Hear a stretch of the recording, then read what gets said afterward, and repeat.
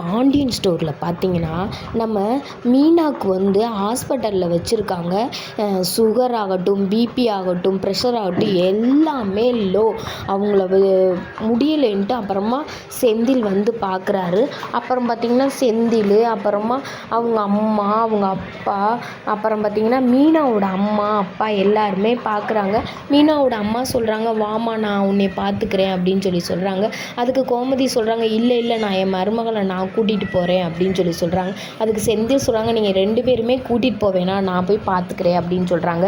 செந்தில் அவங்க அம்மா சொல்கிறாங்க, கோமதி தேவையில்லாத வேலை பார்க்காரா, இவ்வளோ நாள் நீ தான் வச்சு பார்த்துருக்க, இந்த பிள்ளையை எப்படி நீ முடியாமல் ஆக்குனேனே தெரில, எப்பயுமே கலன்னு இருக்கும், எப்படி இந்த அளவுக்கு ஆக்குனேன்னு தெரில, நான் வேறு யார்கிட்டையும் கேட்கல, மீனா நீ யார் கூட வர அப்படின்னு கோமதி கேட்குறாங்க. கேட்டதுக்கு அத்தை நான் உங்கள் கூடயே வரேன்னு சொல்கிறாங்க. சரின்னு சொல்லி கோமதியும் கூட்டிகிட்டு வந்துடுறாங்க. கூட்டிகிட்டு வந்து இங்கே வச்சு மீனாவுக்கு எல்லா ஜூஸு அது இதுன்னு போட்டு கொடுக்குறாங்க. அங்கிட்டிருந்து பார்த்திங்கன்னா கோமதியோட சின்ன தம்பி வந்து அக்கா அப்படின்றாங்க. ஏன்டா இவ்வளோ பதட்டமாக வர, நீ வர்றதை பார்த்தா திரும்ப அரசியை பொண்ணு கேட்டு அனுப்பிச்சி விட்டாங்களா அப்படின்னு கோமதி கேட்குறான். இல்லைக்கா அந்த விஷயம்லாம் இல்லை, நான் வேறு ஒன்றும் சொல்ல வந்தேன்க்கா அப்படின்னு. என்னடா நம்ம மயில் தங்கச்சி இருக்காங்கல்ல, அந்த பொண்ணை நம்ம குமாருக்கு கேட்டிருக்காங்க.